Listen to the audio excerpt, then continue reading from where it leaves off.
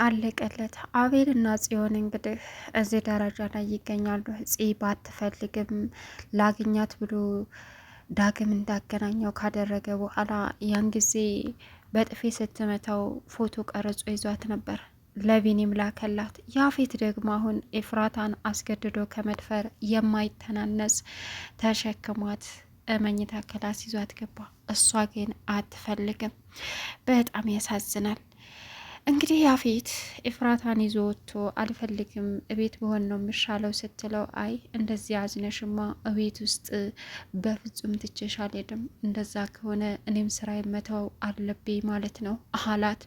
ከዛ ሳትፈልግ ተገዳ ወጣች። ቀውጥ ብላ ለብሳ በዛውም ወክ ማድረግ ጀመሩ። እንዴ ለምንድን ነው ወክ የምናደርገው አለችው።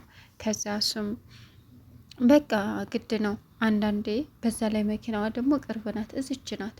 እናም አንዳንድ ሰዎች ምን የምትመስል ቆንጆ ሚስት እንዳለችኝ እንዳውቁ ፈልጋለሁ፣ ለዛ ነው ወክ የምናደርገው አለ።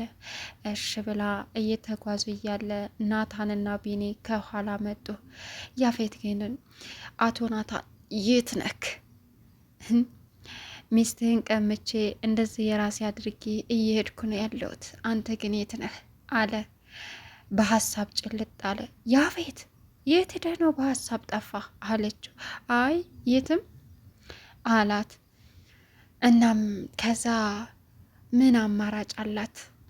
አብራ እየተጓዘች እያለ ናታን እንዳጋጣሚ ከኋላ እይታረጋቸው። ያፌት ሮጦ የኢፍራታን እግር ላይ ጫማዋን ለማሰር አይመችም ችግሩ፣ እግሯ ላይ ወደቀ።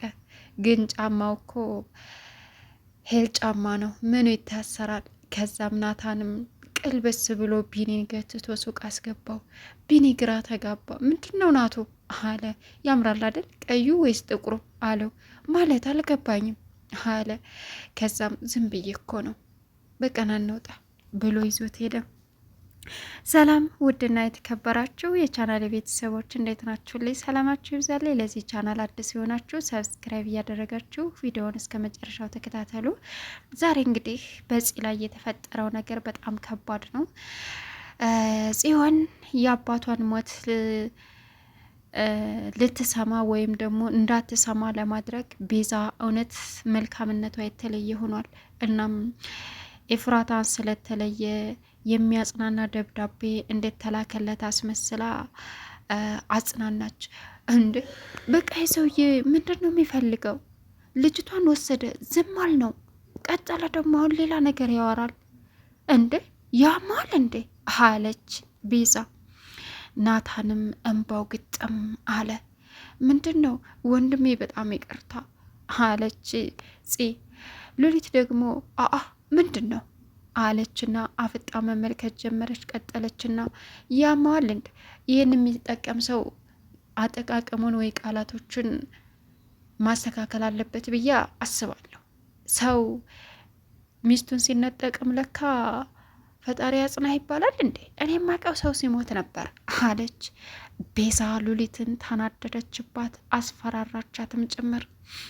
ከዚያም በጣም ይቅርታ ወንድሜ እወክን አለችው። እቅፍ አደርግና አዎ እንደዛ ነው ችግር የለውም አለ።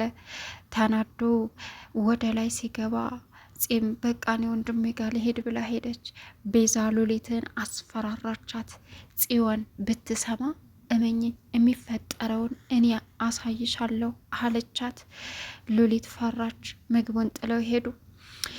ሌላው ነገር እንግዲህ ደግሞ ለጽዮን ደውሎ እንገናኝ አላት። የኔ ቆንጆ የኔ ልዕልት አላት። አቤል ማልበል አላወቅኩም ሰውዬ አለችው። ከዛ በአለም ላይ ለመጨረሻ ጊዜ ያገኘሽው ቆንጆ የልጆችሽ አባት፣ የወደፊት የልጆችሽ አባት ባልሽ ቆንጅየው ልጅ ነኝ አላት። ሰውዬ አትጃጃልብኝ፣ የማነጅል ስልኩን ልዘጋው ነው ስትለው እንዳዘጊው አላት። አትጃጃል ማንነትን ተናገር ስትልም የኔ ቆንጆ እዩልሽ ስልክሽን ቴሌግራም ላይ ቼክ አድርጊ፣ ላንቺ የሆነ ቆንጅጌ ስጦታ ተልኮልሻል አላት። ስልኩን ስትዘጋው አቤል ነይ ብሏት ነበር። ስልኮን ስትዘጋው ቴሌግራም ላይ ስትሄድ የላከላትን ማመን አቃታት። ከዚህ ቀደም ዳግም ያገናኛት ጊዜ ሊሰማ ሲል በጥፊ እየመታቸው ነበረ። እሱ ግን የተመታውን ፓርት ቁርጦ የሳመች የሚመስለውን ይዞባታል።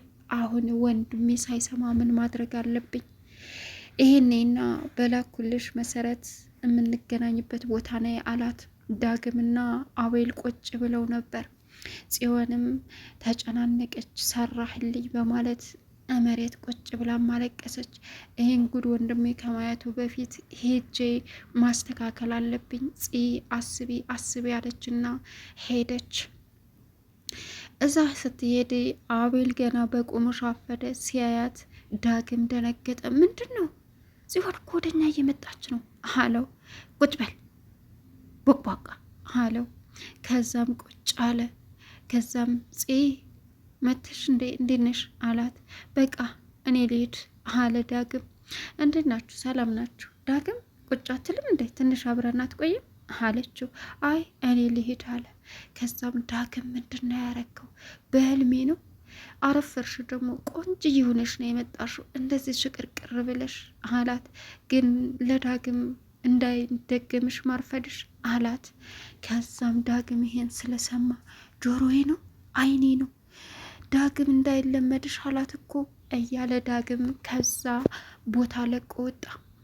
አቤላ አሁን በጣም እየሳማት ለመቅረብ እየሞከረ ነው።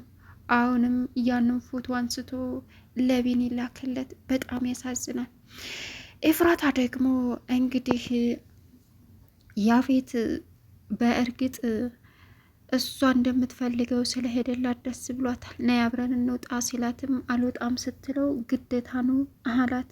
አንተም ስራ ሄድ፣ እኔ ከቤት አልወጣም ስትለው የኔ ንግስት ግዴታ ዛሬ መውጣት አለብሽ፣ እዚህ ቤት ውስጥ ጥዬሽ ከርኩኝ በዚህ ድብርት ላይ እማይሆን ነገር ነው። በዛውም ደግሞ ምን አይነት ቆንጅዬ ሚስት እንዳለችን ማወቅ አለባቸው አንዳንድ ጓደኞቼ አላት። ከፈረድክሽ ብላ ምግብ በልተው ወጥተው ሄዱ። ግን ከመሄዳቸው በፊት ስራ ቦታ ድርጅቱ አብሬ ነው የሚሄደው አለችው። አይ እሱ እንኳ ለጊዜው አይደለም ሌላ ቀን ባይሆን አላት። እሺ አለች። መኪና ላይ ጠብቅሻለሁ ቶሎ አነሳስተሽው ነይ አላት። ምግብ እየበሉ ነበር። አነሳስታ ሄደች። ከዛም ወክ እያደረጉ እያለ በእግራቸው መሄድ ጀመሩ። ለምንድን ነው በእግራችን የምንሄደው መኪና እያለ አለችው። እንዴ ወክ እናደርግ ብዬ ነው ፈታ እንድትይ፣ በዛ ላይ ደግሞ ቆንጅዬ ሚስት እንዳለችኝ አንዳንድ ሰዎች እንዳውቁ ፈልጋለሁ አላት። ናታንና ቢኒ ዘው ዘው እያሉ መጡ። አይገርምም። ናታን አያቸው።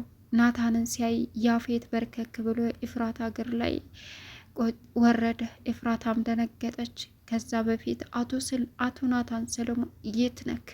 ሚስትህን ቀማሁ፣ አሁን አንተ በምትላወስበት ሰፈር ይዣት እየተጓዝኩ ነው በማለት በሀሳብ ራቀ። ኤፍራታ ደግሞ ያፌት ምንናል አለችው። ከዛም ምንም አለ። እንግዲህ በሚያሳዝን ሁኔታ ጽዮን እዛ ደርሳ ተመልሳ ስትመጣ ናታንና ቢኒ የሆነ ሱቅ ይዞት ገባ። ከዛም ናቱ ምንና ነው በሰላም ነው አለ። ያምራላ አለ ናታን። ምኑ? ቀሚሱ ቀዩ ወይስ ነጩ? አረ ናታን ስለምን ነው የምታወራው አለ ቢኒ። ከዛም ወጥተው ዝም ብዬ እኮ ነው እዚህ የመጣሁት አለና ወጡ። ቢኒም ቤቱ ሄዶ ናታንን አሁን አገኘሁህ ያፌት እያለ ቢኒ ያልጠበቀው ነገር ተላከበት። ተጽጋ የዋለውን ውሎውን ለቢኒ አቤላ ላከለት። ቢኒ ያንን ሳይ እንደ ሴትዬ ብሎ አለቀሰ። በጣም ተናደደ። ውስጡ ተቃጠለ። ያሳዝናል። የወንድ ልጅ እንባ። ጽዮን ቤት መታ እንግዲህ ወንድም ያልመጣም እንዴ እያለች እየተንሿከከች መንጣት ጀመረች። ቤዛ እታች ሳሎን ነበረች። ምን እያረግሽ ነው አለች ብላ ደነገጠችና ቤዝ ወንድሜ አለ እንዴ አለቻት። አልመጣም ከውጭ አለች። ምንነሽ ነው አሁን የጠየቅኩሽ መልሽልኝ ስትላት ቆይ ልብሴ ልቀይርና መጥቻ አወራሻለሁ አለች። ልብሷን ልትቀይር እንደሄደች ናታን መጣ። ጽ የለችም እንዴ? ብቻሽን ለምን ተቀመጥ? ቤቱ ጭር አለ አላት። አዎ ጽ ላይ ነች፣ ትመጣለች አሁን አለችው። እሺ አለ። ጽ ስትመጣ ወንድሟ መታ። እሺ ወንድሜ መጣ አለችው። የት ሄደሽ ነው አላት። አለው እዚሁ አለች። ከዛም ላፕቶፔን አምጪልኝ ሲላት ቤዝ አምጪለት፣ እኔ ውጭ ላይ የምሰራው ነገር አለ አለች። ምንድን ነው አላት። ውጭ የምትሰሪው ከኔ የበለጠ ነው? አስቸኳይ ነው አላት። አሁ ወንድሜ በቃ ተዋት፣ እኔ አመጣለታለሁ ሂጂ አለቻት። ጽዮን ውጭ ወጥታ መንጎራደድ ጀመረች። ከዛም ቢኒ በንደት ሲደውል ስልኳን አታነሳም። በሀሳብ ተውጣለች።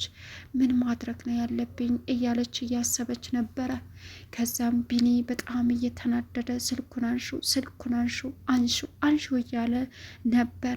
ከዛም ጽዮን ከሀሳቧ ነቅታ ስልኳን ስትይዘው ብዙ ጊዜ ተደውሏል። ይህ ሁላ ስልክ ሲደውል የት ነበርኩኝ በማለት ራሷን ጠየቀች። ከዛም ቀጠለችና በጣም እያዘነች ወይም ደግሞ ያሳለፉትን ስለትውውቃቸው በሙሉ ማስታወስ ጀመረች። ቢኒም ከጽ ጋር ያለውን ሁኔታ ያሳለፉትን ታይም ማስታወስ ጀመረ። አሁን መነጠቁ አሳበደው። ቻናሉን ሰብስክራይብ እያረጋጋ